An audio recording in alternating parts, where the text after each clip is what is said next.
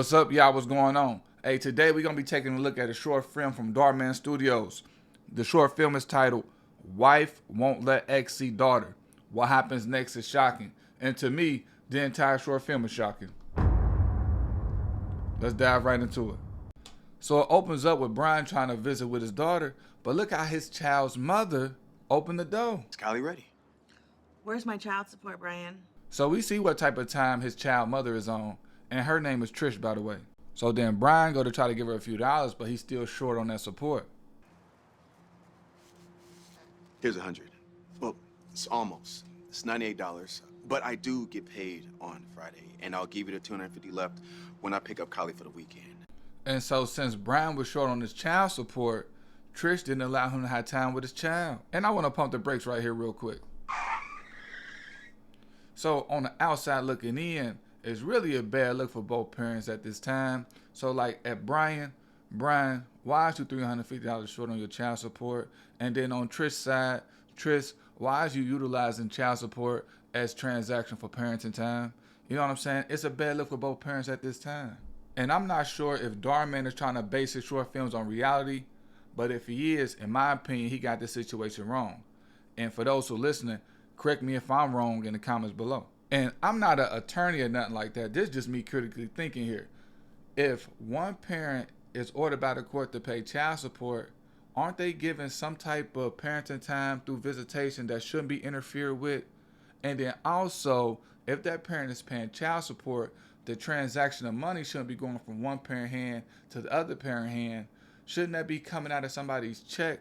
Because men lie, women lie, but the check stub ain't gonna lie. But like I said, I'm not an attorney, nothing like that. This is just me critically thinking, but let's get back to the story. So after Trish shut the door on Brian's face, she gonna lie to the daughter. Who's at the door? Is Dad here? Oh, no, I'm sorry, honey. That wasn't him. Oh, do you know when he is coming? I mean, you know your father. He might not even make it. Hey, y'all see Trish lying? For anybody who know why Trish is lying in this situation, please leave them in the comments below. Then next we see Brian, Trish, and their daughter all out somewhere having dinner together. And I don't understand why Brian is doing this, because he know that Trish ain't gonna do nothing but throw shade and hate on him. And then he know his daughter just gonna be asking for things, and he know he too broke to do it. If y'all don't believe, hey, just take a look at this. Before we go to my place, let me give you a gift, okay? But my birthday's not until Sunday. You can just give it to me at my party. Oh, about that. He's not invited, honey. If he wants to throw a party for you, he can. But this is the party I'm throwing for you. I'm not having one at your house too, Dad? Not a party, no. Do something else fun instead. Can we go to Universal Studios, please? I was thinking maybe we can hit up the beach or go to the park. Cheapskate. Y'all see what I'm saying? It was no reason for Brian to sit there and hang out. He could have got his daughter and they could have been on their route. But he wanted to sit there and hang out and give Trish the opportunity to throw shade his way. You see she had called him a cheapskate. And then you see his daughter, she was over there asking to go to Universal Studios. I can't confirm this, but I believe this. And I might be wrong. But I believe that Trish be at home talking bad about Brian not paying child support. And I believe that the daughter know that her daddy ain't got that much money to be asking to go to Universal Studios. But Brian wasn't stunting none of that.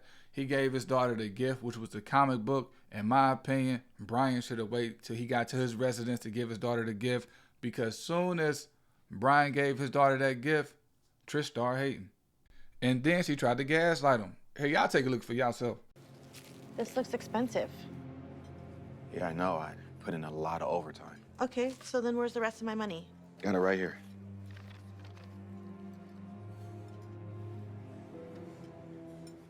I didn't order anything. Your daughter did.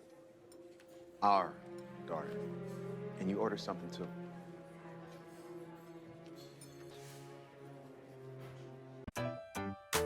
What's happening, man? Now I'm short $40, but when I pick up Kylie on Sunday, I'll have the rest. Sunday's too late, Brian. I told you I needed it by today, in full. If we didn't have any food, I would have had it all. So you just expect your daughter to starve? No. Of course I'm going to feed her. I have food at home. But father do you think I am? So since Brian didn't have no money on him at all to cover the bill, he had to take money from the child support, and that made him short again on his child support, and which that led to Trish denying him his parenting time. And the waitress done seen everything transpire, and let's look what she hit him with. Will you need change? Yeah, I do.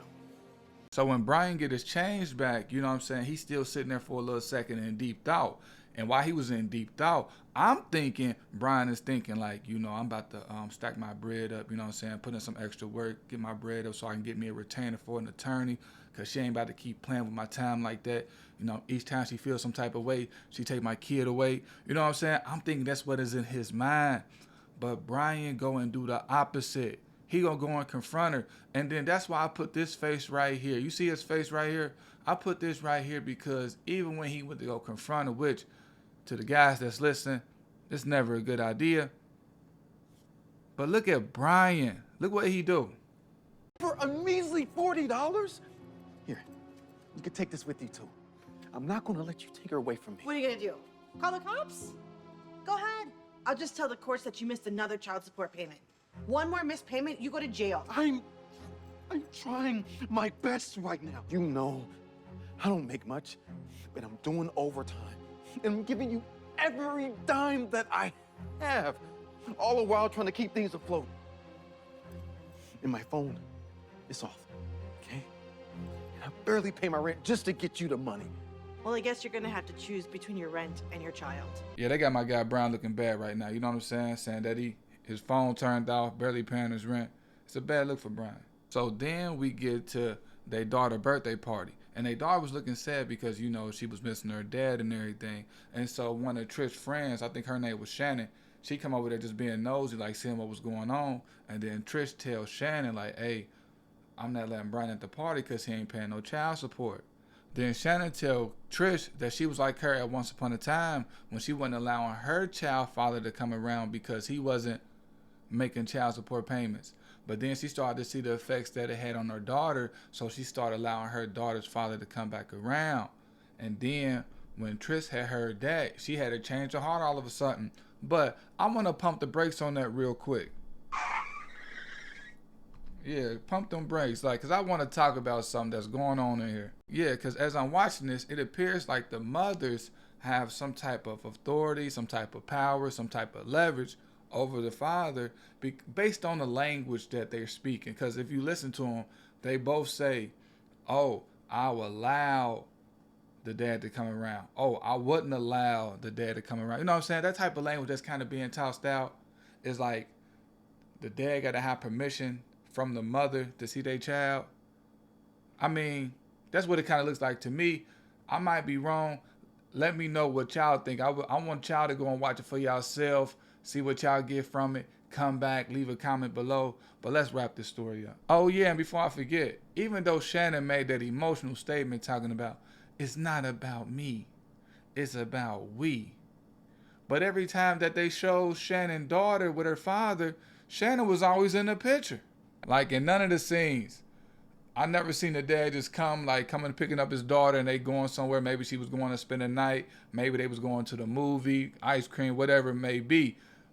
Without Shannon. You know what I'm saying? But Shannon was always there. I don't know. I'm not sure if I'm on to something. Like I said, I want y'all to go and watch it, then come back and let me know. So then Trish tried to get Brian to call to invite him to the party. The number you dialed is not in service. But she forgot his phone was turned off, so she drive down to his job. Then Trish ended up finding Brian at his job, and to me, she looking unhinged. You know what I'm saying? She showing up to his job, unannounced, you know what I'm saying, looking like that. So I'm thinking that Brian is thinking that this might be it for him. You know what I'm saying? I'm thinking that Brian is thinking that Trish might really pull that thing out and pop, pop, or hit him with some type of okie doke. You know what I'm saying? But let's just look at how this play out. Hey, look, I know I still owe you the $40, but I'm gonna give it to you as soon as I can. That's not why I'm here. Oh. Okay. Like, just look at Brian's face. You can see the fear in his eyes. But let me get back to it. I need to apologize. I've been awful to you. You've been really trying, and I need to be more grateful instead of punishing you by keeping you away from Kylie. I don't know where this is coming from, but thank you. And that's all Brian had to say. He could have kept it moving, but Brian wanted to talk bad about himself. And I know it can be frustrating dealing with me and my struggles, but I promise you I'll try to be better. You're doing great. Thanks. How's Kylie's party going? It's going, but it's just missing one thing.